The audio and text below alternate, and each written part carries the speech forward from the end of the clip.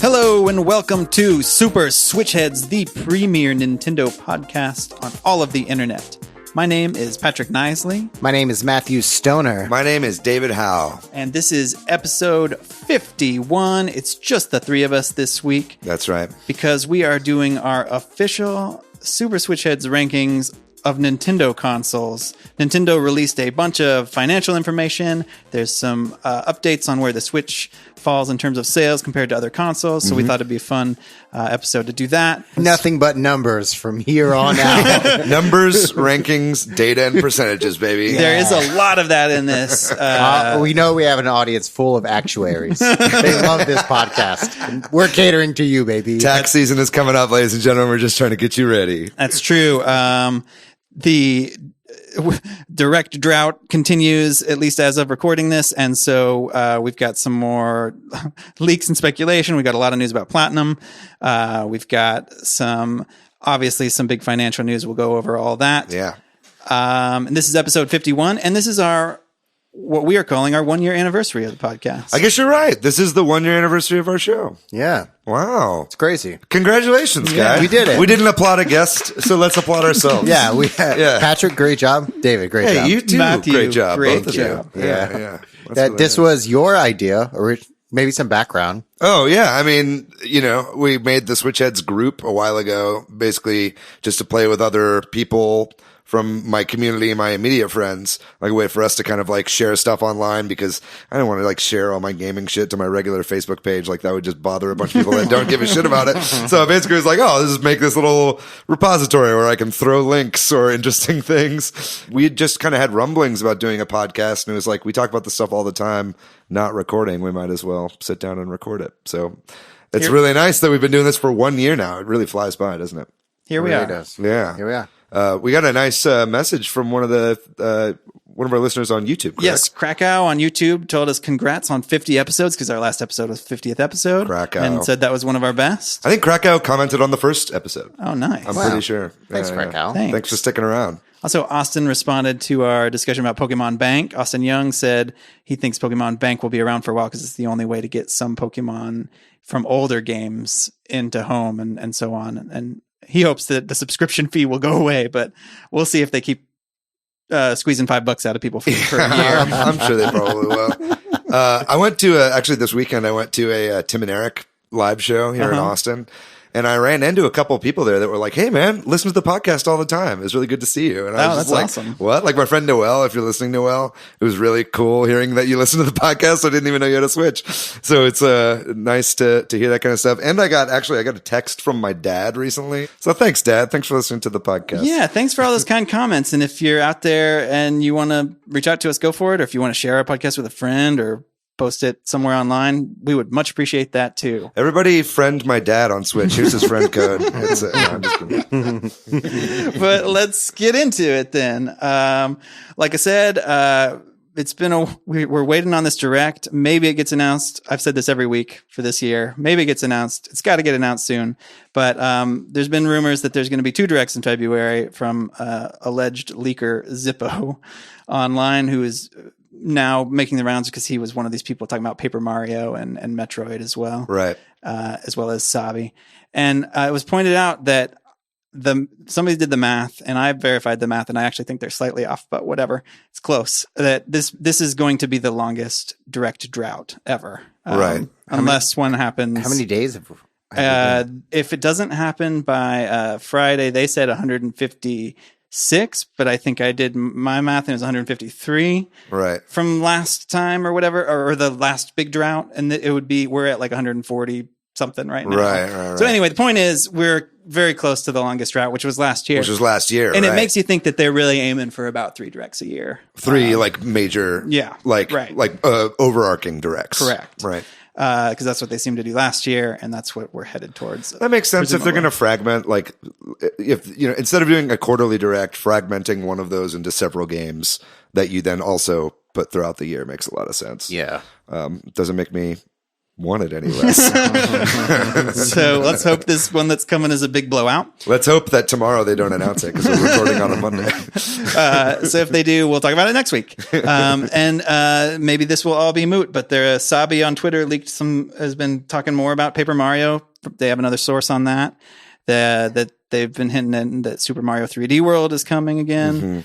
They say that their source says Breath of the Wild 2 is delayed, that they were planning on making it a holiday game, but that's not going to happen. They posted an image of the Mii costume from the next Fighters Pass and said, just putting this here. I don't know what that means. I don't know what that means either. Maybe the next Fighters is going to be in the next Direct. And they also made a hint about Wonderful 101 and Platinum. And then there were other people on Twitter saying that there's going to be a Kickstarter for Wonderful 101, which seemed weird. And they teased on Twitter an image. Well, yeah, I mean, but before we get to the Wonderful 101 part of this, can we just kind of address some of those Absolutely, other leaks from Sabi? How do you feel about any of that stuff? I mean, all of that makes 100% sense. That's all I really wanted to say. Sabi's right. But anyway, there was also buzz about Wonderful 101 potentially getting a Kickstarter. And then it did. Platinum, y'all jump in whenever. Platinum put up this website with the number 4, like 4.platinum.com or whatever, and people were like, oh, I guess that Kickstarter rumor is wrong. There's some game called 4 or something. And then it turns out they're going to make 4 big announcements over time, and the first one was Wonderful 101 Kickstarter is real. So I guess we have 3 Platinum announcements to look forward to. But talking about the Wonderful 101 thing, it states that delivery is in April. So obviously they've been working on this for some time. Yeah, the Switch version in April. Correct. Yeah. So just background on the Kickstarter. I'm sure some of you have seen it by now. It's already wildly successful. I think at the time of this recording, it's at $800,000, which is, you do the math, yen. And I think they had a goal of 50K. Yeah, it's ridiculous. Which is so low, which is almost like, why didn't they just pay for that themselves? But I think I think there's some speculation to get into of why they're doing this Kickstarter in the first place. You know what I mean? Right. But I mean, I guess that 50K was just to clear licensing with Nintendo for Switch, because I guess that was the first goal was Switch, and then it was Steam, and then PS4, and then all these future stretch goals, which we haven't even. Oh, then they've now posted 1 million is like a speedrunner time attack mode. 1.5 million is like a brand new side mission thing. Yeah, like a 2D thing. Yeah. So I'm glad to see this game is coming back. Yeah, me too. I'm glad other people can play this game. Yeah. It's funny. I saw some tweet or something. It's like, where were all of y'all in 2013? And I was like, I don't think I even knew about this game. Or owned a Wii U. I didn't own a Wii U. And I didn't really follow Wii U news that closely. I followed it enough because I remember being like, man, maybe I should get a Wii U when Mario Maker got announced. But I don't think I knew about this game till, everybody's like, they should port that game. Yeah. I definitely knew about this game, and I had a Wii U, but I did not buy the game. I did try the demo. Oh, that's what I played. You played the demo as well? Yeah. The demo, I liked the demo, but it didn't really grab me, and it was a little confusing. And I've heard that about the demo, from people that have played the game, that it's not a great representation of the game because it's a little overwhelming at first. They don't really teach you stuff correctly. So hopefully if they do another demo, they patch some of that out or, fix it up, But yeah, I mean, I'm looking forward to trying it out on the Switch. I think it's only $36. Yeah, the digital version is 36 and the physical is only 41, so that's a good deal. That's great. And then you're guaranteed, it sounds like if you support it on Kickstarter, you get the DLC and stuff, which I don't really understand yet because it's not clear, but maybe some of their stretch goals will be DLC or something. Yeah. David, you and I were talking about this on social media. Nintendo owns Wonderful 101. They're co-owners of the IP. Got it. I believe it's half owned by Platinum, or at least some nebulous fraction owned by Platinum and some nebulous fraction owned by Nintendo. And maybe Nintendo had the publishing rights because, or, at least they published it when it was on Wii U. Yeah. So there may have been some negotiation related to the shift in publishing. Sure. Yeah. That totally makes sense. In the Kickstarter or many interviews that the director of Wonderful 101, they said that Nintendo was nice or kind enough to let us take this game that's owned by Nintendo and make it multi-platform. Right. Which is pretty unprecedented. It is unprecedented. And pretty fucking cool that this exists these days with multiple consoles. Yeah. I mean, we've seen it before with Microsoft, obviously, with Ori and the Blind Forest and Cuphead and all that. And, but this is the first time we've seen it from Nintendo. But I think more than anything, what that proves to me is that Nintendo pretty much was not willing to publish it. You know what I mean? I think that they thought that if they just released it like they were to release any other Wii U port, it wouldn't do as well.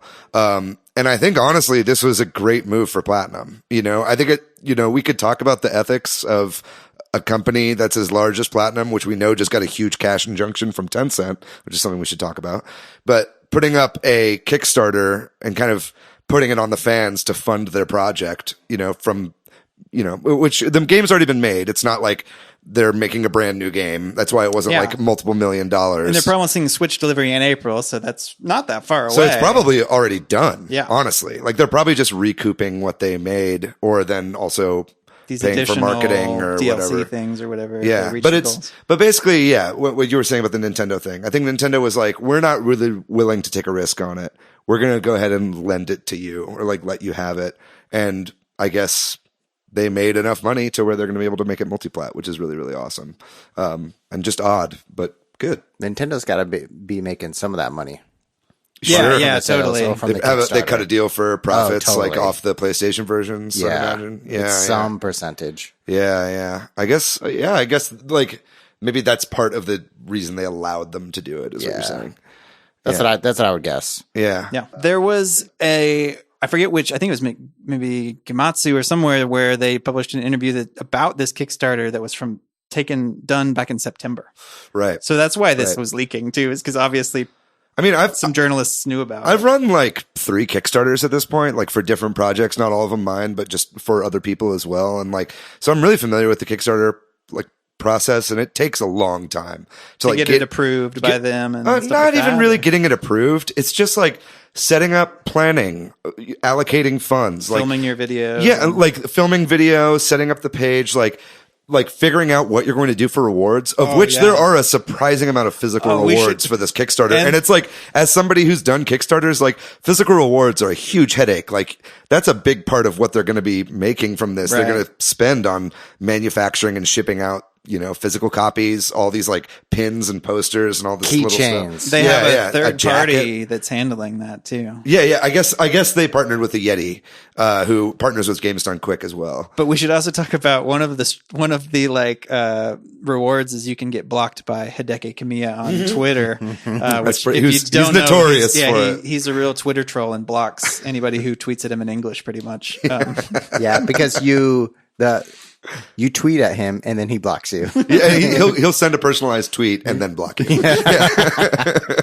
So good. Yeah, he's a total troll, and it's like, this just makes me wonder what they're doing with that Tencent money. You know what I mean? Clearly, they have more announcements. Yeah, 3 more announcements. Yeah. So there's something big coming out, probably an original IP. But either way, I'm very happy to see that this game is coming to Switch and to our friends who play on PC and PS4. Yeah, like it's really great news. I can't wait to finally actually get the game. Yeah. And talking about PlayStation, PS4, Sony did a survey that went out to users of, in particular, the remote play survey, which is, where you can play your PlayStation on other devices through Wi-Fi, I believe. I've not ever used it, but they sent out a survey which included a question of like, would you want to play it on your Nintendo Switch? Which was really striking to see and obviously made the news rounds. I don't know that means it'll ever happen. There would have to be a lot of things, but obviously they're just kind of trying to reach out to people and see what they're just reading the room. Yeah. I think it might even, you could even use that data to see if it's worth making another portable PlayStation console, Something that's made for that. Yeah. So. But how cool would that be? Yeah. That'd be crazy. If I had xCloud and PlayStation Now on my Switch, that would be fucking bonkers. Dude, that's my dream. Yeah. To consolidate all of the gaming libraries into one console. Yeah. They make like PC towers that have Xboxes, PlayStations, Origin and Switches built in. Origin does. We were talking about that. That thing is a beast. It's like you can dock your Switch into it. It's like $4,000. It has like a Switch dock built into it and a running PS4 innards and a running Xbox One. It's insane. What a dream. Yeah, Matt, it's time for another impulse buy. Okay. So as we've talked about before, Sony is not going to be at E3 this year. And there was some speculation about what E3 is going to do for 2020. And they put out a press release this past week about how they are going to shake some things up. And it's going to be a new and revitalized experience. And they also addressed, I believe, some of the earning back their people's trust after the media. They acknowledged that in their press release, the media leak that happened. You know what this means? They're bringing back booth babes. Let's hope not. What do y'all think about that? Do you think they're grasping at straws? Do you think did you read this press release or read any just stuff kind of about skim through it? It makes sense to shift up any convention like this that is like a little bit of press and a little fan focused to make it more immersive. And if I were to gamble, it'd probably have more immersive experiences. Like they had the Resident Evil 7 when that came out. They had like a Resident Evil escape room, and they did that with multiple stuff. And like Westworld, the immersive experience with that was really big. So I could see E3 going towards that marketing realm of immersive experiences for larger titles. See, I can totally see that happening, and I can also completely see the total opposite, which is like they cut back on the flair and the, all the kind of like stuff that makes it an immersive experience or like an experience in particular, and focus just on fan demo experiences like you see at a PAX or something like that. I could see it going both ways. Either way, E3 as we know it, I think is essentially done. You know what I mean? I think that we're going to be seeing a very different E3 this year and in the years to come. Cool. We've all been, well, I don't know about all of us, but some Outer Worlds is coming to Switch, and we didn't know the release date. Well, we finally got a release date. It is March 6th. That is very soon. I don't believe they've shown any Switch specific footage. At least I haven't seen any, and I've heard some people expressing some concerns about that. Yeah, I think you're right. I haven't seen any either. But if you don't have another console and you want to play the Outer Worlds, coming on March 6th. Or if you want to play it portably. Yeah, there you go. Hopefully it will be a good experience, and that's the fact that we haven't seen any or much is not an indication of anything, though it is troubling. It's a little troubling. However, I'm still looking forward to it. I'm definitely not going to pre-order it or anything, but I'm looking forward to it. Animal Crossing themed Switch was announced. This was actually mentioned in part at the financial meeting, and so they announced it right around the same time. But this thing looks great. It's if you don't own a Switch or you want a second one and you like Animal Crossing, it's got some nice pastel colored Joy-Cons. Yeah, the front are like kind of Easter colors, and then the back is solid white, which looks really fancy. Yeah. So the internet kind of went crazy for these. Yes. Everybody in the Switch, I think it's like one of the most liked posts in the Switch Headz group. And it's like, everybody was like, those are fucking sexy. like, everybody wants those Joy-Cons. And it's got the nice engraving in the back and everything. It's got the cool dock. And it comes with all right, there is or separately a case that looks really nice. Yeah, that's separately, I think. But they're making Switch Lite versions and regular Switch versions. The front of the dock, I'm going to read from the Nintendo page. It says, quote, adorned with images of recognizable characters, Tom Nook and Nooklings, Timmy and Tommy. I don't know why. Sold. Give me those Tanuki families. So also kind of funny in Japan, if you wanted just the Joy-Cons, you can buy them there. Unfortunately, we can't in America. And also in Japan, if you just want the box, if you just want the box that it comes in, they'll ship you the box. That's if you want to you want people to think that you bought it, but that it was stolen from you. That's what you put that up in your house. Yeah. To save face. I want the social cloud, but I don't want to spend the money. Yeah. It's so funny. I love it. That would be such a great troll too, of like buying the box and then you stuffing it with stuff. Yeah. You put a regular Switch in it and you like give that to someone for Christmas and they're like hugely disappointed. Oh my gosh. So that's cool. If you want to buy that, it's coming out, I believe, March 13th, in America. We briefly touched on this last week because while we were recording last week, the Smash Ultimate update 7.0 with Byleth joining went live, but we didn't really have time to look into the patch notes and that kind of stuff. And this was an interesting patch. If you're a Smash Ultimate player, I don't want to waste Tons of buffs. people's time too much, but a lot of buffs, and also one significant nerf to Joker, which is great from my personal perspective. Well, he keeps winning tournaments. Too, yes, so I think Joker is widely regarded as a pretty good character. Joker got a nerf where the Arsene, the sort of like secondary character that joins Joker, the meter for that is shorter and he doesn't last as long and that kind of thing. That is I think that's a good fix. Yeah. It wasn't like super unfair, but if you're going to nerf anything. Yeah. You don't want to have another Bayonetta situation with Smash 4. Zero Suit Samus got a slight nerf that doesn't seem to be big. And then everybody was initially saying Palutena got nerfed. But then now people are like, you know what? That's not the case. It's actually maybe a buff. Her launch distances got affected. And so people are saying you can actually do combos even easier Right now, David and Patrick are looking at me because Palutena is my main. Yeah, well... But the characters that got buffed significantly would be Samus, Sheik, Zelda, Dr. Mario, Young Link, Toon Link, Cloud, and Ryu and Ken. Love those Young Link buffs. All those buffs seem okay, except for maybe Ryu and Ken. They're actually doing pretty good. So now they're probably even better. And also, I'll talk about, unless there's anything else you want to talk about that, Byleth, I want to talk about. Yeah, let's talk about Byleth. We gave our immediate impressions on Byleth, which was not very useful for anyone last episode. So yeah, let's talk about it. Yeah, so there were some other minor, like a lot of shield buffs, but whatever. Byleth, I have been playing a lot of Smash Ultimate this past week, and I play a quick play a lot online, and 2 out of every 3 matches is against Byleth. Yeah. And like 2 out of every 3 of those is the Edelgard ult. Yeah. Oh, I stopped playing as the Edelgard ult because everybody else did.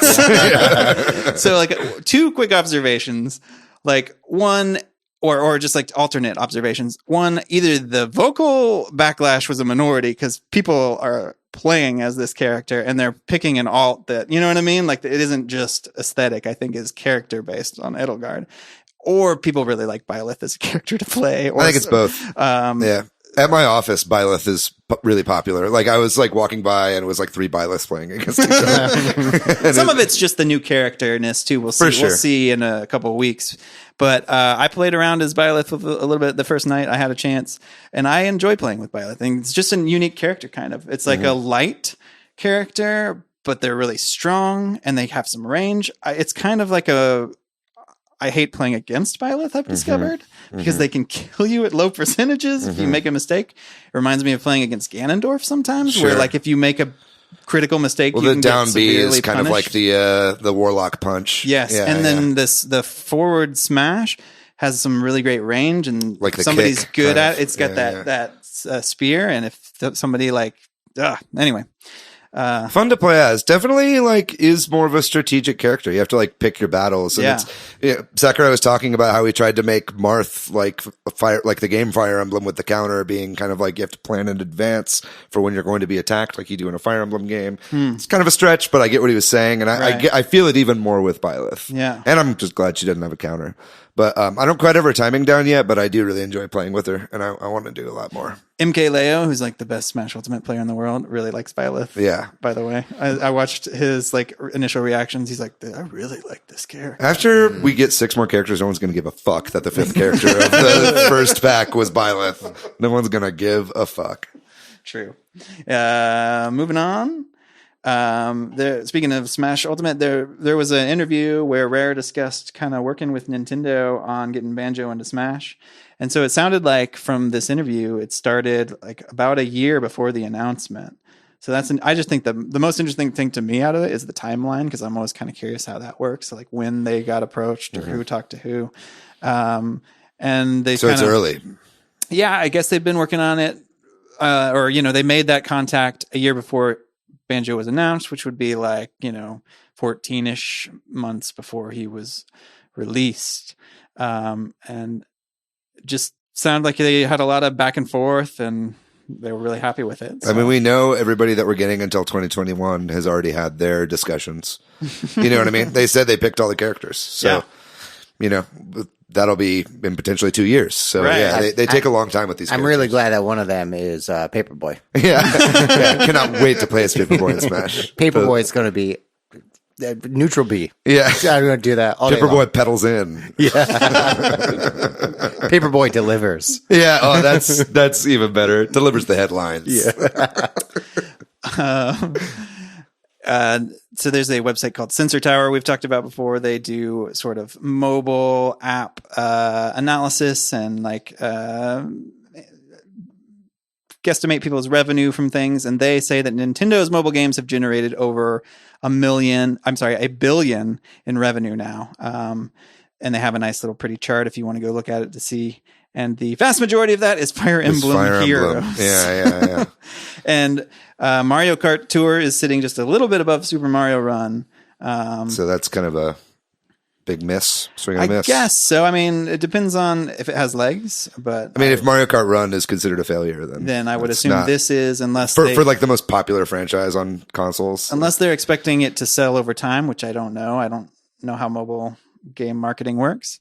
But Dr. Mario World is sitting at a very sad, paltry, low amount compared to all that wasn't the even a others. swing and a miss. That was a bunt and a miss. So that's interesting. And then we're about to dive real deep.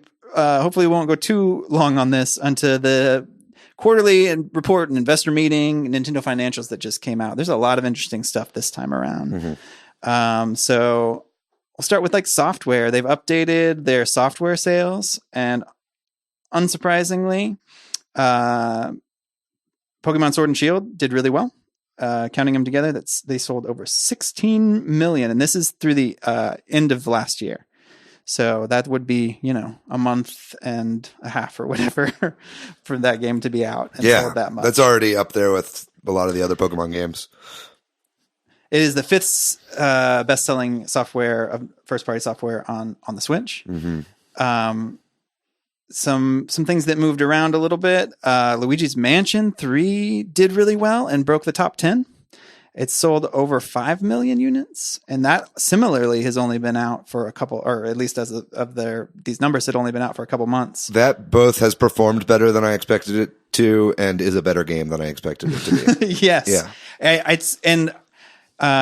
Did we talk about this last time on the show? Like there was like a Twitter post by like Chrissy Teigen of her like imitating Luigi from the game. I don't think we talked about it in the last episode, but like, that's another just indication that it's really entered the... Chrissy Teigen is a fucking Switch head. She definitely is. She's not in the group, but she's definitely a Switch head. So a couple other games that are worth mentioning that sold. So they have like a list of games that separately, not just the top 10's best selling, that sold over 1 million games.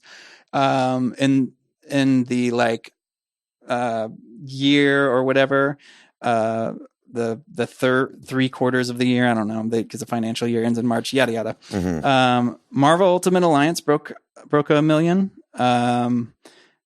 Astral Chain, Ring Fit Adventure sold quite a bit. Astral Chain is that they exceeded their expectations with that million. Absolutely. I think that's it. Like, it's not the 16 million or whatever of Pokemon, but it's like considered a success of Platinum for sure. And more people have bought Ring Fit Adventure than Astral Chain. Yes. Ring Fit Adventure did super great. It continues to slay in Japan. And Fire Emblem Three Houses did even better than Ring Fit Adventure. Yeah, well, that's not surprising. That's now officially the best-selling Fire Emblem game in the entire franchise, which is great for them. It's well-deserved. I think it's the best one. So just really interesting to see all these numbers. Obviously, some of the big sellers continue to sell well. Mario Kart 8. I think one of the biggest disappointments is Mario Maker. I think Mario Maker sold what? It was like 4 or something? It's 5 million. So about 5 million. So I think it's not in the top 10, but it's right under it. Right. But still, I think that everyone would have predicted that would definitely be in the top. I mean, it was like one of the best selling games on the Wii U. Totally would have thought it'd do better than Luigi's Mansion 3. Yeah, exactly. Yeah. So I'm really surprised by that. I think that it didn't quite resonate with people like they thought it would. Or at least with the mass public. I mean, it did 5 million copies. That's great. But it's like, I would have expected it to have, Yeah. more new Super Mario Brothers numbers. Yeah. I think maybe the phenomenon of that game got taken up by the first one. Yeah, potentially. Somewhat like People can also just watch YouTubers play it. and instead that's of what a playing big part of it themselves. is. Yeah. Moving on maybe to hardware then, unless anyone has any other software things. No, it just blows my mind that like roughly 42% of Switch owners own Mario Kart. Oh, yeah. Like Mario Kart always sits around that like The attach 40 to rate's 50% insane. attachment rate. Yeah. It's just universal, man. Everybody gets Mario Kart. Yeah, And everyone loves it. and especially since they like you don't have to like drift and you can auto steer and all this like simple shit that gets people into it. I hold to the fact that if you own a Switch, you should own Mario Kart. It sells so well. In all of these reports, it's always up there. I'm always playing it too. It's always in my top 10. But on the hardware side, Switch is now over 50 million units, around 52.5 almost. And that means it has surpassed the Super Nintendo, which is at 49. That's crazy. Throughout the whole life of the Super Nintendo. Yes. And speaking of that, Super Nintendo just feels like such a milestone, like it feels so monolithic because like I knew it when I was a kid. I just assumed everyone in the world had one. Yeah, I know. It is a big milestone to pass the Super Nintendo. The only things ahead of it in terms of Nintendo consoles are the original NES, which is 61, and that's going to happen very soon. This year. And then the Wii, which is the one that's, is it going to beat it or not? Which is a little over 100 million units of the Wii were sold. So I think there are several analysts, and we can talk about this real briefly, that like kind of show where it is in terms of like where those consoles were and the PlayStation ones were, and the Switch is right up there in terms of where it is in its lifespan compared to other consoles. There's a nice chart that some analyst on Twitter put I wonder together. if it's technically made more of a profit for them because of inflation. Yeah. You know what I mean? Or like how much it costs, like all the components versus how much they're selling it for. And we don't have to get into that, but I just think it's an interesting thing to think about. Where it gets messy, of course, is that then you can look at like the handhelds, because the Switch is sort of a hybrid system. They aren't developing handhelds at the same time. And we could compare it to like the 3DS and stuff, which has a lot of high numbers and that sort of thing. You'll find soon in our next segment that it's hard to compare consoles to handhelds. And I was also going to say the Sega Dreamcast sold 9.1 million. Yeah. So it passed that one a It passed it a long time ago. You heard it here first. The Switch has officially surpassed the Dreamcast in America and the world. Worldwide. So there's a lot of stuff that came out of this, all these documents that Nintendo put out. We'll try to go over it real quickly. If there's anything I missed and y'all want to share it, please go for it. Due to all of this, they bumped up their forecast for this financial year. I think it was originally 18 million that they were hoping to sell, and now they think they're going to sell closer to like 19 or 20. It's 19 and a half, I think, that they've upped their own forecast to. So obviously they're doing better than they thought they would, or they're changing their goals. Some sort of interesting piece of news that broke out of this.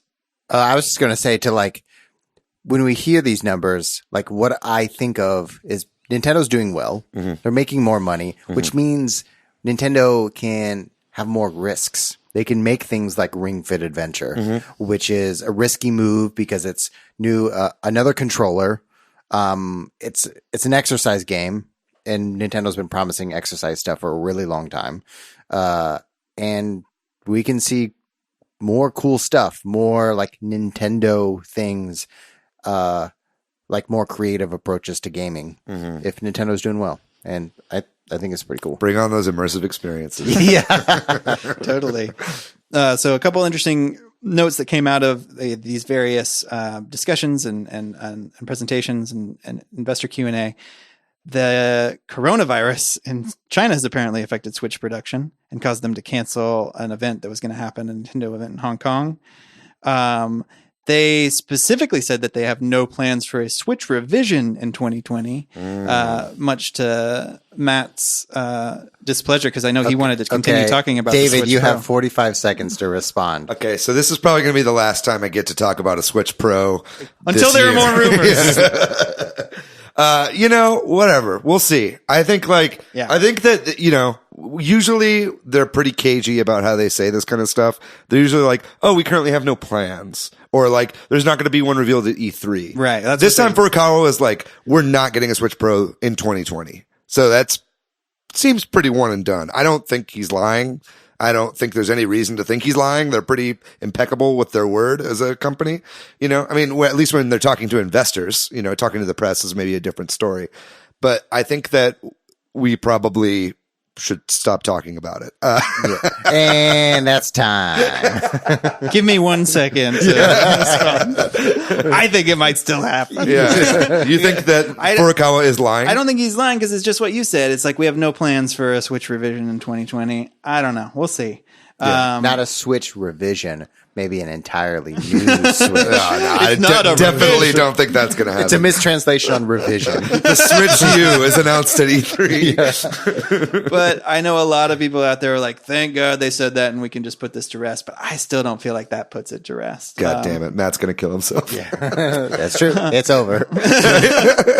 We'll move on and we'll try not to bring it up unless there's something real meaty. How about that? That sounds great. They talked about how important DLC is and how they plan to continue doing that. I mean, think about it. Almost every major Nintendo Switch game has had DLC. Mario Party. Almost every major one. And so they're gonna that seems to be working. I also say they've also had a lot of nice free updates and DLC to games too to keep their life cycle going. So that's great. Other things out of here, I think that's most of it. They're going to consolidate their Tokyo offices. That was kind of interesting. Sort of shows the handheld and console divisions coming together. And Game Freak's going to be moving real close to their Tokyo offices. So that seems interesting. Anything else y'all want to? No, I think we could move on. If you want more information about this, there's tons of data out there. There's tons of information. You can look up translations for the investor calls. That hasn't happened yet, so we'll probably have something. Right. But either way, they've got a whole website full of charts and graphs. So if this kind of stuff interests you, please check that out. Otherwise, I say we move on to our next topic. All right. Well, we'll take a real quick break and then we'll get into the official Nintendo console rankings. Ooh.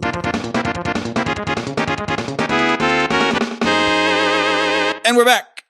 And here is the official Super Switch Headz ranking of Nintendo consoles. With all this news that the Switch has done so well and surpassed the Super Nintendo, with only a couple of consoles left for it to be the best selling, it's time to determine what's the best console, not just the best selling. That's right. The best Nintendo console. Yeah, we're going to give you a de facto list that is A, objective, and B, objective.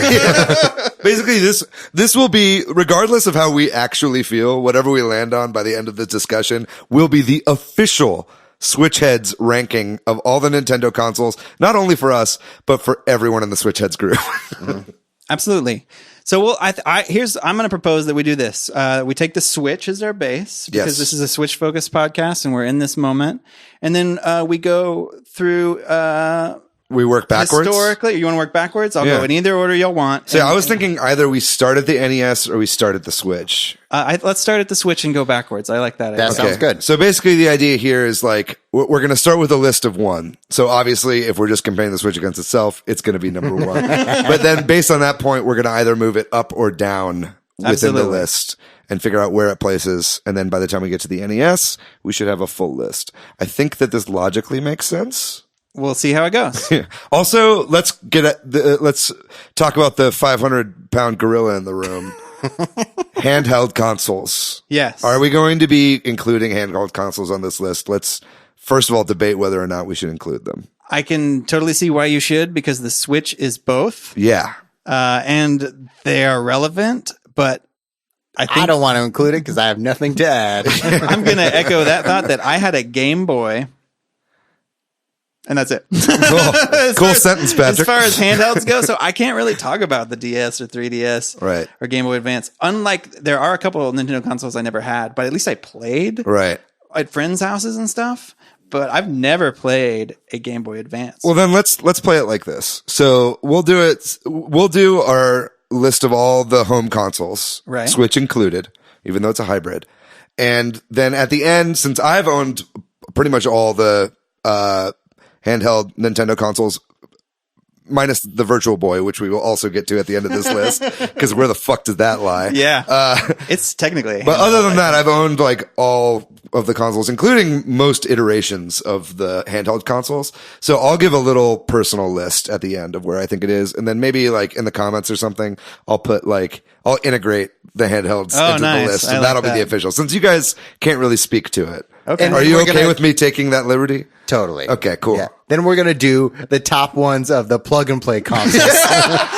Game and Watch. We're going to rank all Game and Watch consoles. Well, let's get going. So the Switch is Hanafuda cards. All right, anyway. The Switch is obviously number one right now. The Switch, I'm going to be honest with you that I'm rooting for the Switch because to be the best one of all time. I don't know time that will I'm surely like, tell. Time will surely tell, but as I look at the list and think about it, it might be close to it, if not the number one for me personally. So Wii U, does the Wii U belong on top of or below the Switch in terms of, is it better or worse? What do y'all think? This one is pretty one and done, I think. Yeah. I think we're pretty much all in agreement on this. We're starting easy here. Yes, this is an easy decision. Yeah. Now, that is not to say the Wii U is not a good ass console. If the Switch hadn't come out and they had just like a standard PlayStation right or Xbox style a dedicated box, then maybe I would place the Wii U above it, even though it was killed early and had a limited library. You were talking about the Dreamcast earlier. Dreamcast, if we were including all consoles, Dreamcast would be like in my top 5, maybe top 3. And that was only out for like a year and a half. Yeah. You know what I mean? So like, that is to say, the Switch seems to take most of what was good about the Wii U and make it better. And at this point, and maybe very soon even more so, almost a lot of the good Wii U exclusive games are now on the Switch. Yeah, that's true. And it seems like the remaining ones are either headed there or will just be one or two left, you know? You owned a Wii U, Matt. I did, yeah. And one of the things that was great about owning the Wii U was people came over to your house and to play your Wii U because no one else bought it. Because you're the only one that had one. But then the sad thing is, like, I had no one to talk about Wii U games with. Dude, I wish I'd made Switch Headz when the Wii U was out. Because it was like impossible for me to like find anyone to play with. It would have been a ghost town. No, it would have. But I at least would have been able to like talk to somebody and get some games going. True. I did feel that now. I think before we move on, I think that we owe the Wii U this. We should talk about the things that we think that the Wii U does better than the Switch before we just write it off completely. Okay. Right? Let's go through a few. I think that the 2-screen thing was really fucking innovative. And I think that that sort of idea of, and I can't think of the name of it now, one of y'all tell me, where somebody has more access to more information than the other players. Yeah, like asynchronous asymmetrical gaming. Asymmetrical multiplayer, yeah. I think that's a really cool concept, and it could be executed in really interesting ways. I don't know that it was on the Wii U because it wasn't a couple. It was like the stuff that it launched with, like Nintendo Land made really good use of it. I think there was a Madden where you could like pick plays on the gamepad and stuff like that. But mostly the gamepad was like stuck doing like inventory management or like, which is kind of cool too, right? Like to have great. A separate screen for things. Yeah. But I mean, there's stuff that like, like Wonderful 101 made really cool use of the gamepad.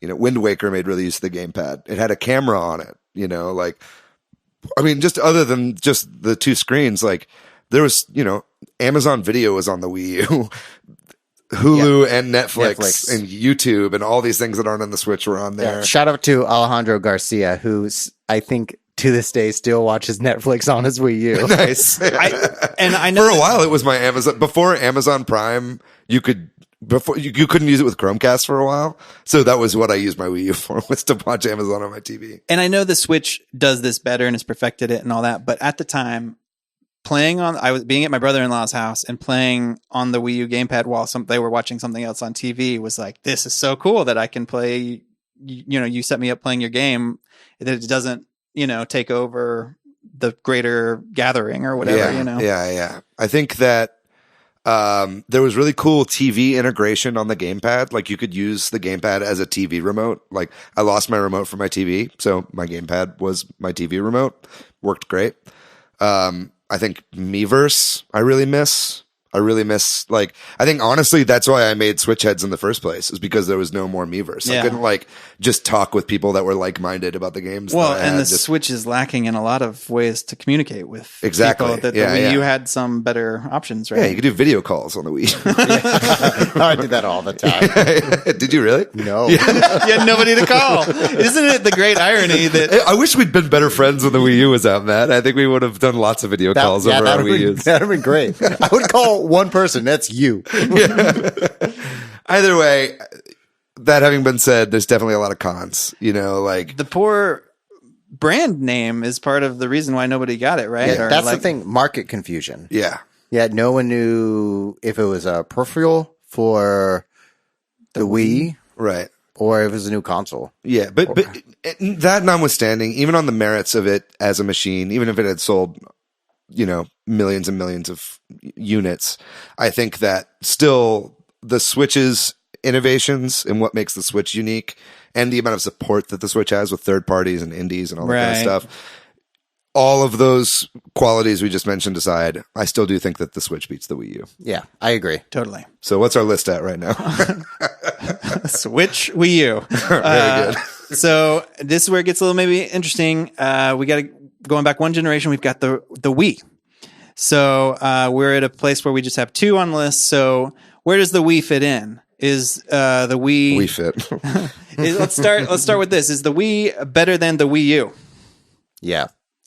I would have to agree. I guess I'm going to get outweighed here. Are we doing this democratically? Are we doing this? Yeah. I think that Unless you can sway one of us. Okay, well here, let me pitch this to you. The Wii U is a Wii. It has a virtual Wii built into it. That's not even to mention the virtual console, which you could attribute to both I think actually the Wii had a better virtual console than the Wii U. But I think that the Wii U did everything that the Wii did, but better. I think people didn't give it a chance. And I think that if people had, more people would be on my side. And if we're talking strictly about the merits of the consoles, That's where it gets, I believe that the Wii U is better than the Wii. But now you guys tell me your argument. Well, that's where it gets tricky, right? Because it's hard to separate the community and the experiences you had from this hypothetical if the Wii U had just stood on its own. But as objective judges, we must. But I'm saying that's part of it. That is part of it, is the experiences on the Wii. For sure. And so I think that the Wii overall is better than the Wii U. On the as a merit of result. games, maybe. What would you say that the Wii is better? Like, think about like Wii exclusives versus Wii U exclusives. We got Skyward Sword, Skyward Sword was the exclusive Zelda. Mario Galaxy 1 and 2. Yeah. Oh man, that's you hit me right where you Those- hit we me. Those are have big. The new Wii Soup Sports, Marios. Wii Sports Resort. Right. We got the fucking song in is- the Weather Channel app. Wii Sports is like one of Nintendo's best-selling software of all time. Yeah, well, it was bundled with it. Right. That's fair. I think that's fair. That's a fair. Because you're right. But it's also just one of the more popular ones, you know. Right. Like, I mean, it's what got. I will definitely give to the Wii U that it got like grandmas and grandpas to play Switch, talking about and got Wii? a lot of non-gamers to play. You said video Wii U, games. but you meant Wii. the Wii. Excuse Okay, me. Yeah, yeah. Wii. Yes. And so I'll definitely give it that. I mean, Brawl was incredible. You know, like I played so much Brawl. A lot of Me people too. give Brawl a lot of hate. I get why they don't like it. I don't like the things they don't like about it, but I also still loved Brawl.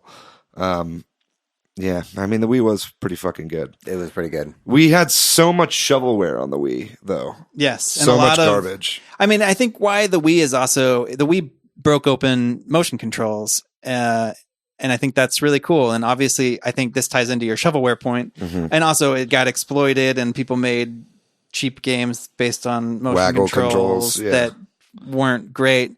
And so it got kind of oversaturated, and people got tired of motion controls. But I think they have a place, and we're starting to see that in the Switch era, especially like of what you can do with motion controls is just small tweaks of things. There's a and stuff. very loud group of people online that would say that the Wii led to like the downfall of video games because they think that like motion controls are like the death of video games, which is hogwash. Yeah, absolutely. Yeah. I think they have a place to be their own thing, and then they also have like gyro controls on a controller. Yeah, are like great. the Wii was not really gyro.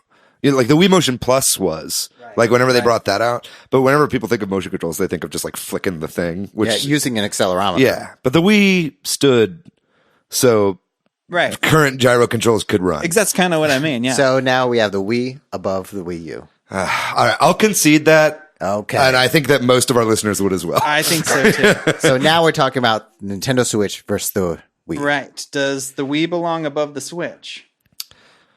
All Clearly, right. David must think no if he thinks that. Please insert a cracked knuckle sound right here. Go ahead, Matt. Yeah, thank you.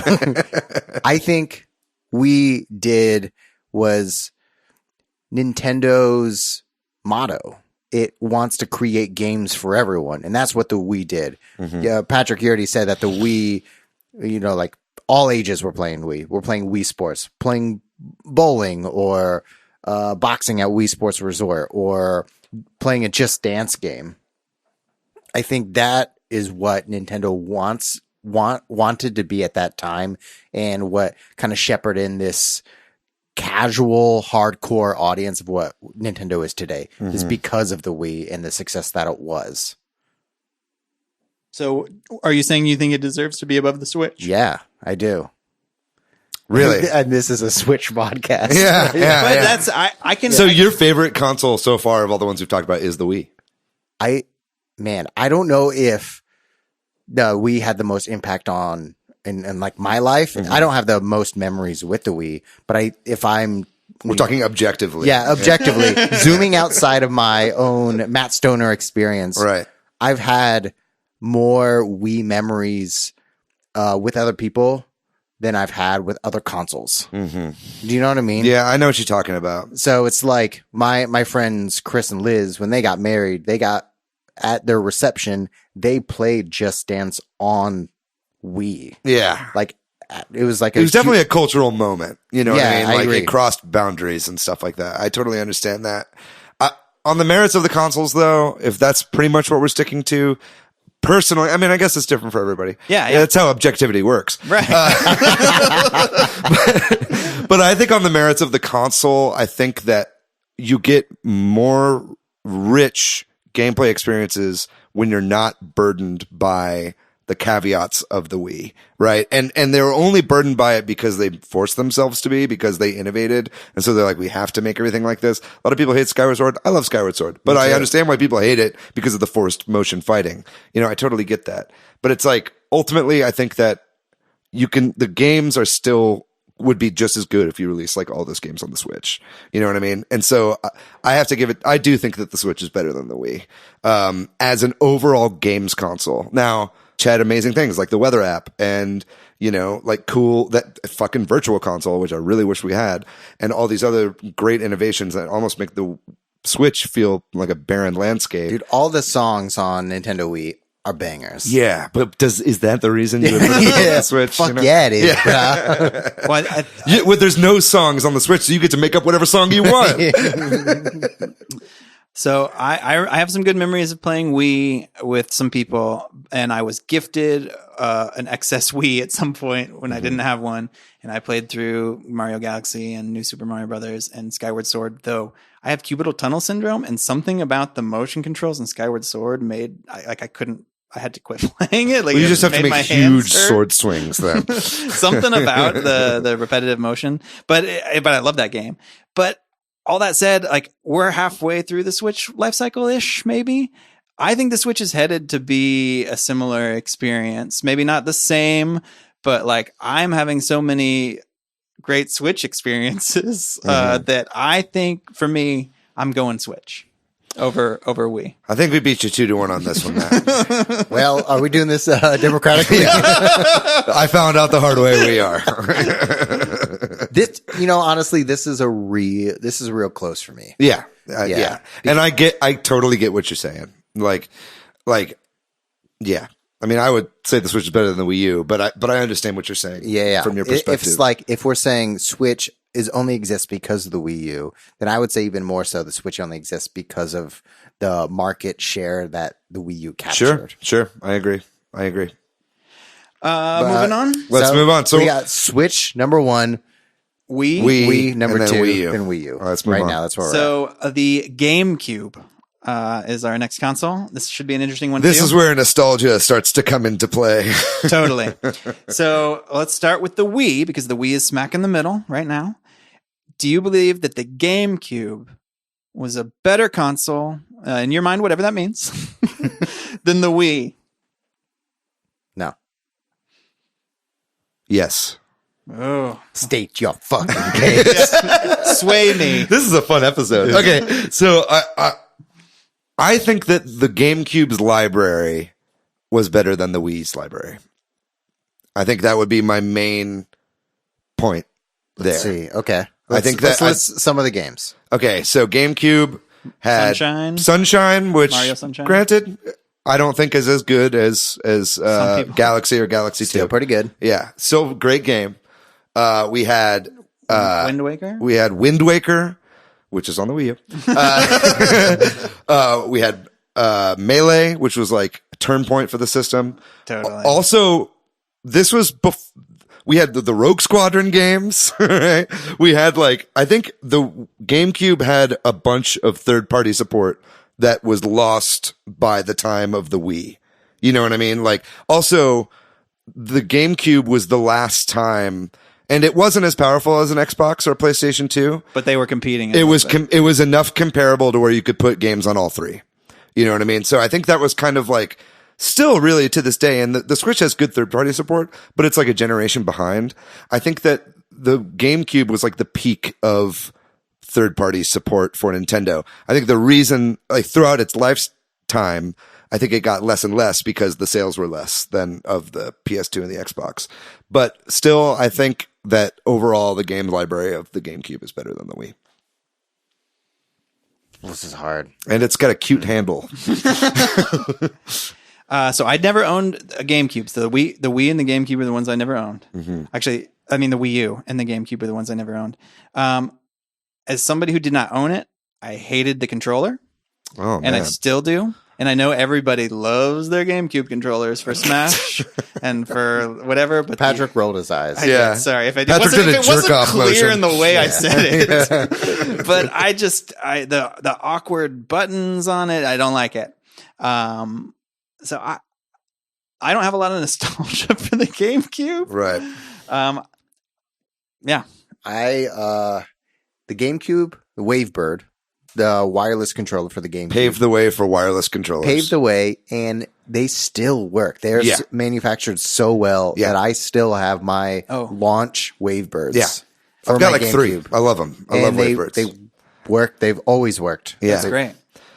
I mean, they were setting new milestones in online gaming with this GameCube. You know, you could play Phantasy Star Online 1 and 2 on the GameCube when nobody else was doing online play. I think that I think it was ill-fated, and I think it's what made them eventually need to make the Wii and reach out to more people and not try to keep up with everybody else because they love making cheap hardware. But I think, man, I got to put the GameCube above the Wii personally. I was too busy playing Phantasy Star Online on the Xbox. You're one of those motherfuckers. to have a GameCube. So, do you still stick with what you said, Matt? I still say Wii is better than the. I think GameCube's better than Wii. Patrick? I'm sorry, David. Oh, buddy. That one hurts. I'm going to put it below That one hurts. the Wii. Dude, I love the goddamn GameCube. It's all downhill from here, by the way. It is hard. Yeah. GameCube is a great console. Yeah, it's a fantastic console. And it's cute, and it's purple and orange and black. They had lots of cool colors. And I take personal offense to what you said about the GameCube controller. That is the most comfortable controller I've ever held in my entire life. That's so it's absurd. It looks ridiculous, but it's ergonomically perfected. I God, hear love that why thing. people like it, and I theoretically understand it. It just, as somebody who's never played much on it, the buttons are large in some places. You are and racist tiny against in C6, others. sir. Man, I can't wait to hear your thoughts about the Nintendo 64. Yeah. I had one of those. All right, so I guess it's at the drop bottom of the list. Well, Or no, wait, we're we not, have that- We're not done. That versus the Wii U. Yes. Yeah. So, do you think the GameCube is better than the Wii U? Yeah. David. You're like going to argue against yourself now. I think the Wii U is better than the GameCube. Okay. Go ahead and tell me why. Fuck it. No. Let's say GameCube is better than the Wii U. Let's do it. Because and I'm going to say this purely for nostalgia's sake.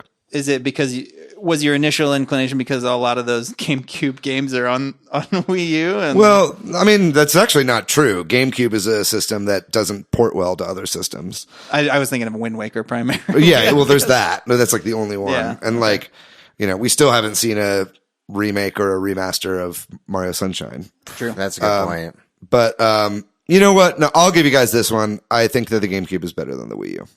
Okay. Yeah. I think I have more fond memories from my childhood of the GameCube than I do of Wii U. So now we have GameCube versus. No, that's where our it order. lands. We got here's our official current order: Switch number 1, Wii at number 2, GameCube at number 3, Wii U at number 4. But we've got the Nintendo 64 incoming.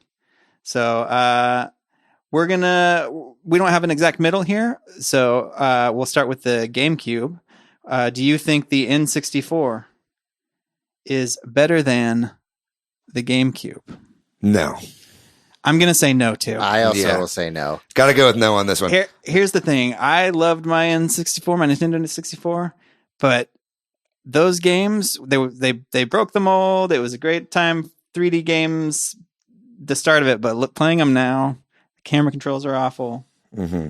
The blocky pixelated graphics. It's like muddy too. It's not like a PlayStation. Like a PlayStation has zero aliasing. Neither did the N64. But like the N64, instead of aliasing, just looked like someone smeared Vaseline all over it. Yeah. I mean, I think a lot of those early PlayStation games kind of are ugly too. All right, we got to give credit to some N64 games before we completely throw it under the fucking bus, though. Okay. We got Mario 64, still to this day a fucking masterpiece. It is, and it was great. pretty much the first 3D platformer ever, and they nailed it right out of the fucking gate. Dude, Yes. there's a great lo-fi remix of Dire Dire Docks. And that song.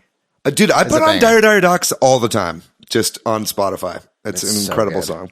song. Playing GoldenEye with my friends in Yeah. high school is a huge memory of mine. Yeah, GoldenEye is me too, the I mean, premiere. But does it really hold up to GoldenEye Reloaded for the GameCube? I mean, I'm already on board. We're putting it below the GameCube. I'm just saying that the memories of that was the only game I would play that my friends would play with me on. We got to on talk about more multiplayer. gems for the N64. Hey, you Pikachu. You put a microphone in your controller. Anyway, Okay, that was a Pokemon joke. Stadium. Yeah, Pokemon Stadium. No, I mean Star Fox 64. Star Fox. We got fucking what other great games? Wave Race. Dude, Wave Race is incredible. We got the whole series of snowboarding games. Yeah, Banjo 1080. Kazooie, all the rare games. Like there are just so many incredible games for the N64. It's the first Smash game. That having been said, it was like a growing pain system. You Right. know what I mean? I look back on those games fondly, and I think a lot of them are still eminently playable to this day. That having been said, age has not been kind. Should that really affect our judgment on this? That can be debated in and of itself. I think it should. Yeah, but it's like ultimately we didn't know well enough how to make 3D games yet. You know? And Matt's controller comment has to stand too. The N64 controller, I think, is objectively the worst controller. It is pretty bad. And while your Yeah. Wavebird GameCube controllers still work, I don't know if anybody's N64 controllers. Dude, the analog still stick work. is like a limp dick that just kind of flops around in the middle of the controller. It's absolutely terrible. It would get gunk and grime in it so easily. The dead zones were like out of this world. so bad. Yeah. Yeah, everybody had. It a was bad- made for some species of human with 3 arms that doesn't exist. Everyone had a bad one, at least even back then, to hand to your friend when they came over.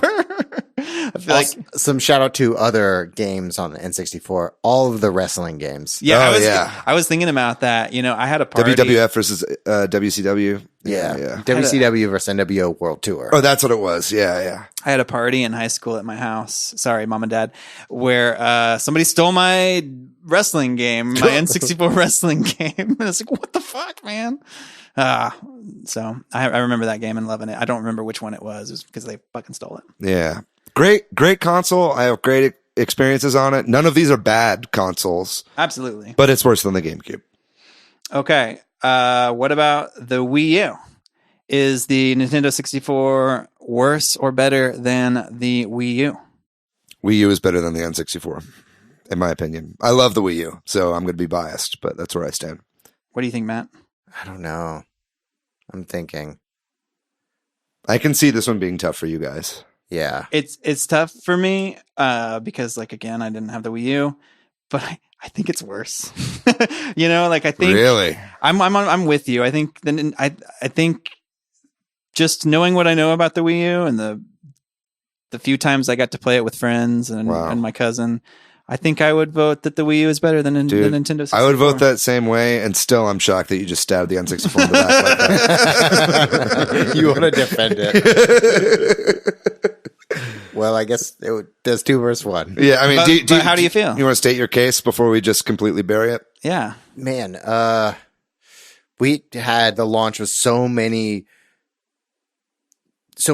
really good Nintendo franchises on the Nintendo 64, or that reinvigorated Nintendo as a brand.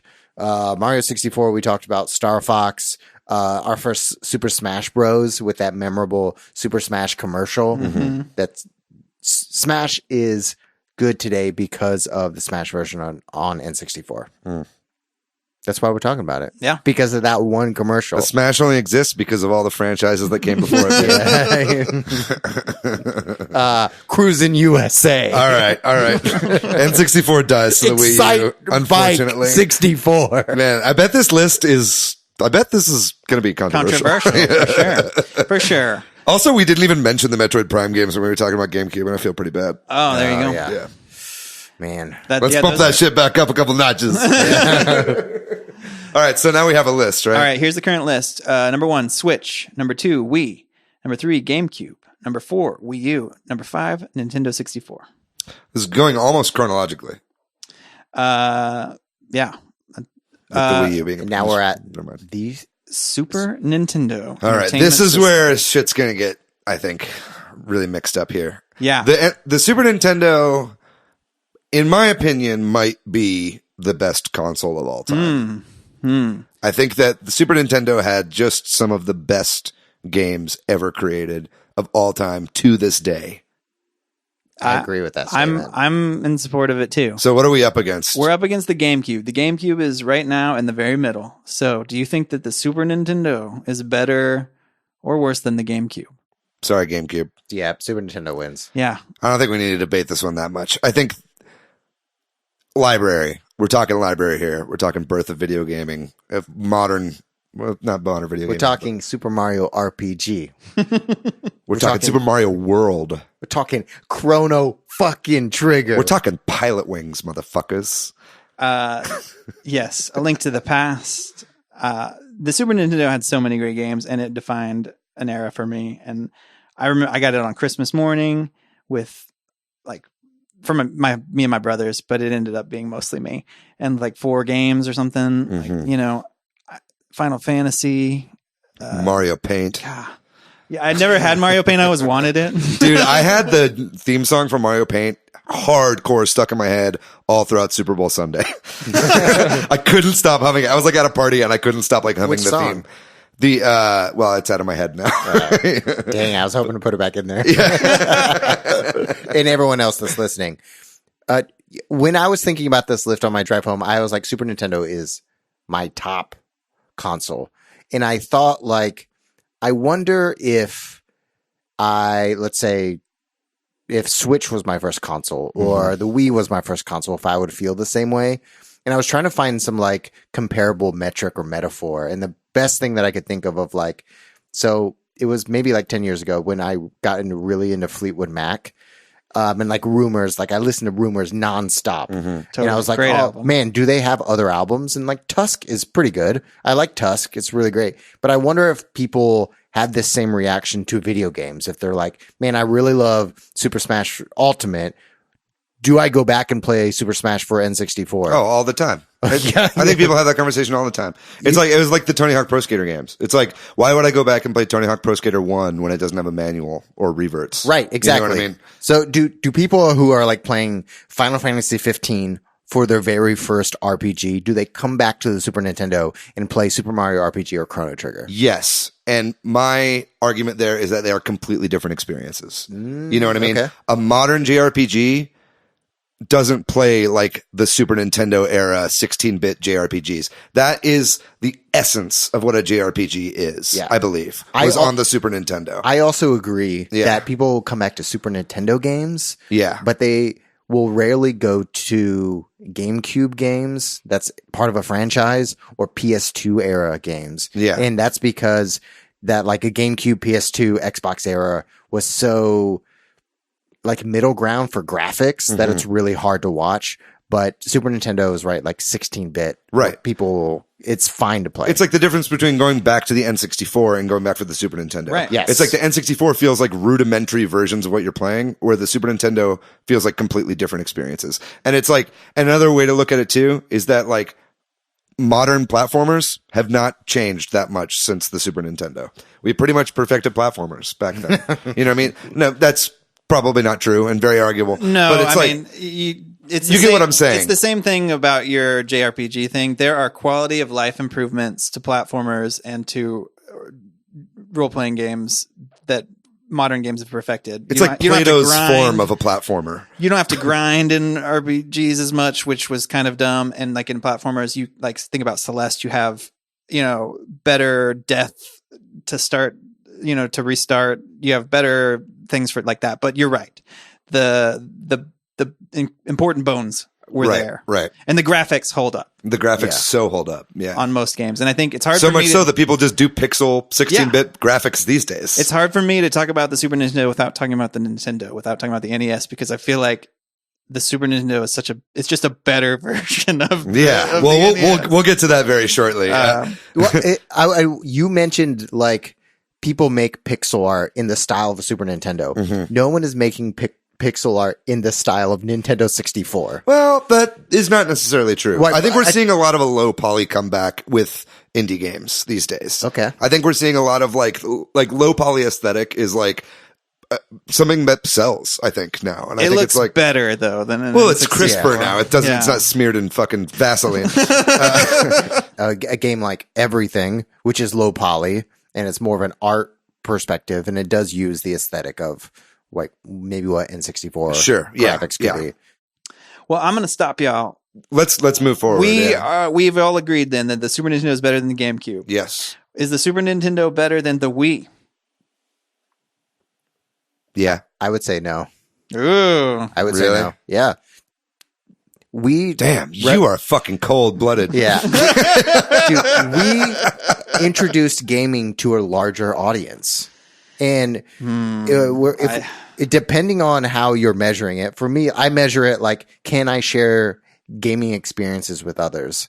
And I find the most value when I can play a game when I can talk about it with other people. Right. That provides value to me. That's not. But that's I mean, not what about everyone. all the fucking schoolyard banter you would have talking about Super Nintendo games you were playing? Like Totally, I that had a lot shit of that. that shit was real. Like I mean, and granted, like I said, I mean, you said earlier, or maybe you said, no one knows who I say when I say you because this is audio. But like you said earlier, the Super Nintendo was my first console. I'm biased in that way. And I was a child. It was like made for children. But it's like, man, I gotta give it to the Super Nintendo on this. The games are just better, man. It's really hard. Yeah, Jeez. I'm going to go with David. Yeah. Okay. And I don't want to spend too much more time on talking about the Super Nintendo. I think it's better than the Wii. I think don't know if it's the Super nostalgia. Nintendo had waggle controls, maybe we'd be talking a different story. So then we get to an interesting question. Is the Super Nintendo better than the Switch?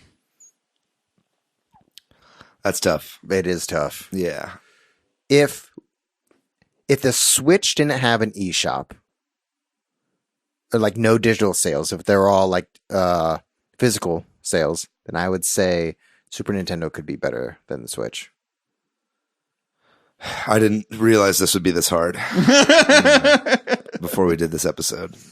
I think Switch is better because it comes with two controllers in the box. Take it on the go. You can take it on the go. You can play with multiple people on one screen. Mm-hmm.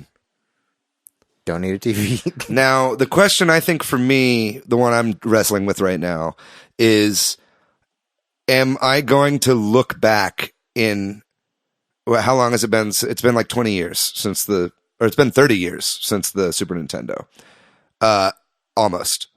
Am I in 30 years going to look back as fondly on the Switch's library of games as I do on the Super Nintendo's librriary of games? Very good question. And that's I mean, that's impossible to say because we're like maybe not even halfway through the Switch's lifetime. We might have global warming. We might be dead, so we can't have this conversation. Yeah, but we also had 9/11. So.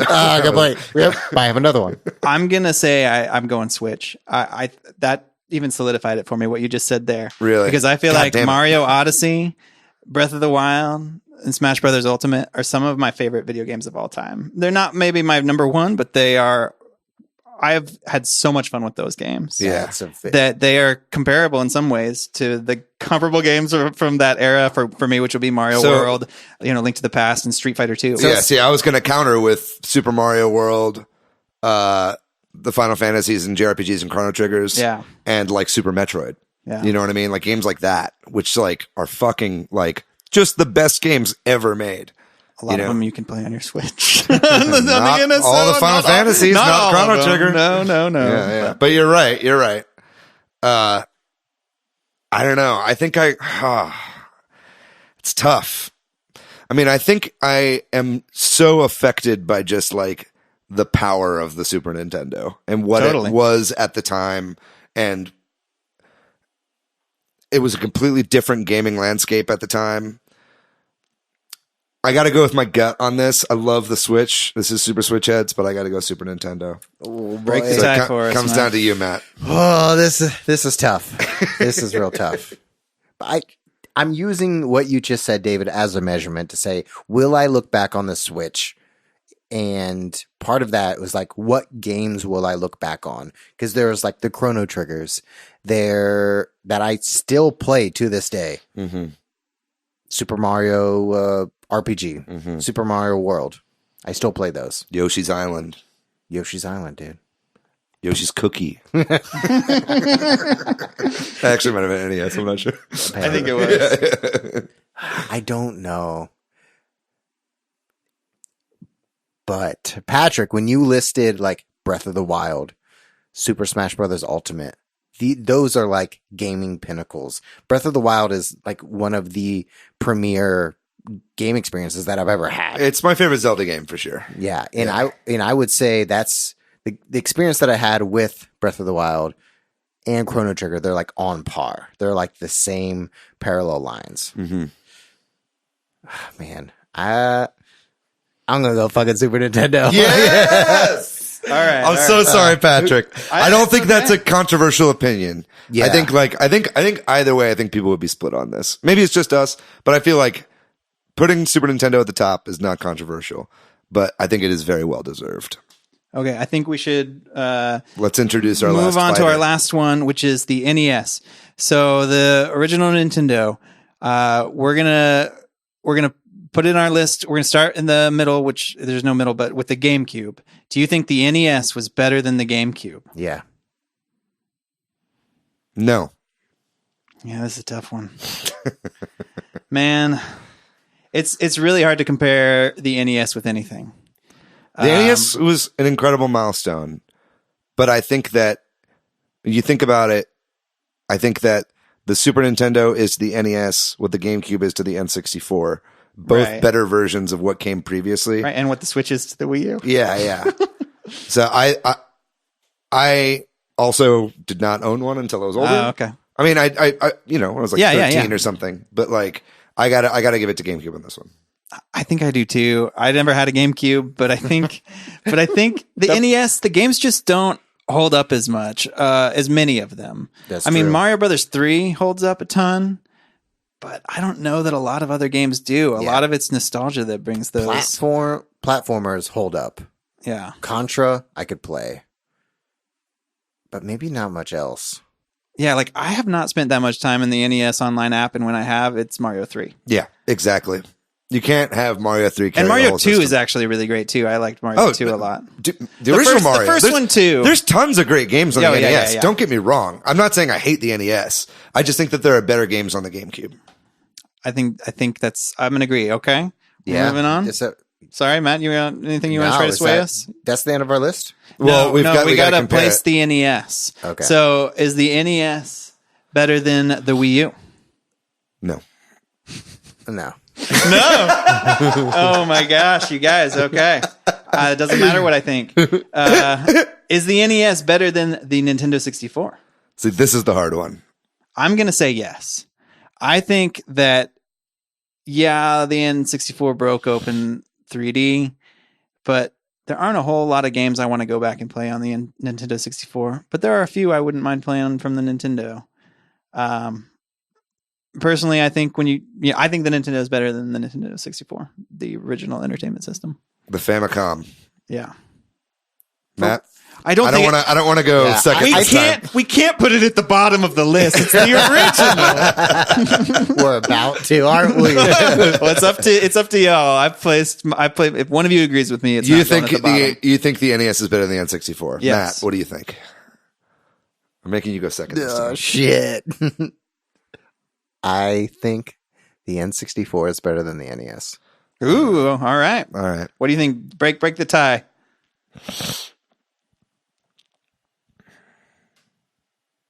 I think the N64 is better than the NES. All right. I do. I love, and again, NES, don't fucking hate me. Okay. I love you. I've had great experiences on you. Fucking talking Star Tropics, talking all this crazy shit. Okay. We've been recording for a long time. I can't remember every game for the NES right now.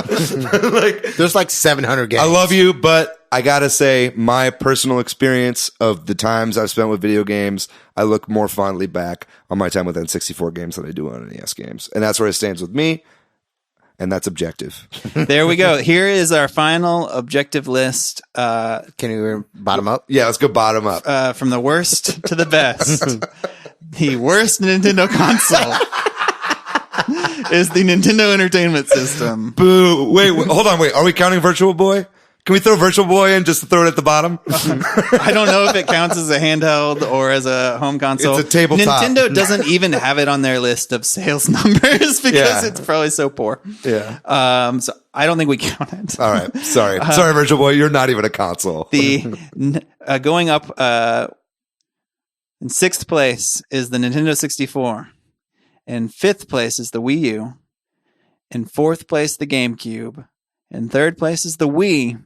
In second place is the Nintendo Switch. And the best Nintendo console of all time is the Super Nintendo Entertainment System, the SNES. I feel confident about our choices and at the same time feel totally dirty. Well, this maybe went longer than we thought. Yeah, it David, sure did. do you want to do the handheld thing off, or do you want to just rattle it off for us real quick? Yeah, I'm just going to say best handhelds of all time. Let's put it, I'm going to go from worst to best. Let's go ahead and count Virtual Boy as worst. Then I'm going to go original Game Boy. And then I'm going to go Game Boy Color. Then I'm going to go DS.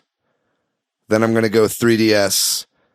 Then I'm going to go Game Boy Advance. Ooh, Game Boy Advance. And then I'm going to go Switch. Oh, nice. I'm counting Switch in this one. I think Game Boy Advance, in the same way that Super Nintendo, I think, is the best console. Game Boy Advance is just a handheld Super Nintendo. It had some incredible games on it. A library which I'm constantly still discovering through emulation. Game Boy Advance is the GOAT, other than the Switch. Nice. Which it's kind of unfair to count it in both lists, but that's my list. I think it has to be. Yeah. Well, there you go. There are official rankings, and the Virtual Boy is the odd one out, but we counted it in the handhelds. Because it's portable. You take it with you and plug it into a power bank on your waist. So that went really long, but we're going to take a really quick break. Thanks for listening to the Objective List. And we're back. And now that we have that list officially done, we're going to talk about what games we've been playing recently. Who wants to go first? I'll go first.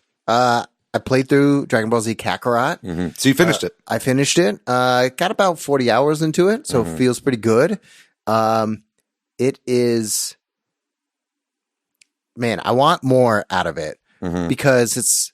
You remember the first time that you played Batman Arkham Asylum? Yeah. Yeah, and you're like, this is a Batman game because it's responsive and it's like a small enough scope. and the mechanics are really tight.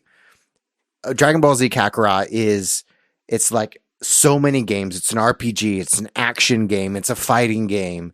It does so many things pretty good, but nothing great. Yeah. And the lighting and like the skybox and some of the models are really strange. It definitely feels rushed. And I would love to see what Arkham is to Batman, something like that to the Dragon Ball franchise. Yeah, I'd love to see Rocksteady do a Dragon Ball game. I think that the Dragon Ball franchise needs to move developers after this game. I totally agree. Yeah. And what I've heard from pretty much everybody is that that game just gets kind of more boring and worse as it goes. Yeah. Yeah. Yeah, everything from the beginning towards the Frieza saga is great. And everything past that, there's like hit or miss. Some of the pre-recorded renders are pretty good. But overall, it's probably a B-. Great if you're a Dragon Ball fan. Really great if you're a Dragon Ball fan. And probably if you're like a mediocre Dragon Ball fan, you're like, you can skip it. This is a pass. But I agree, it needs new developers. That's not a Bandai Namco or CyberConnect. Yeah. I'd like to see it in the hands of somebody else. Yeah. I'll go really fast. I don't have a whole lot of new stuff to report, but I did buy Killer Queen Black on sale. Yes. I'm playing a little bit of that.